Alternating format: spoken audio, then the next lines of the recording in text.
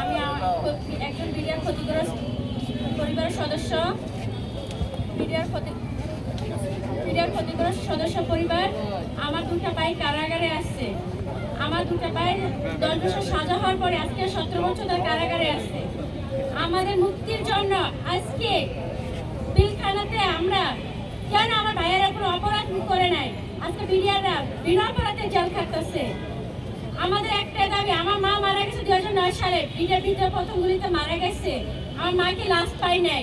আমার বাবাও মারা গেছে, আমার বাবা বিনা চিকিৎসা মারা গেছে। আমার দুটা ভাই কারাগারে, আমার হাজবেন্ড কারাগারে।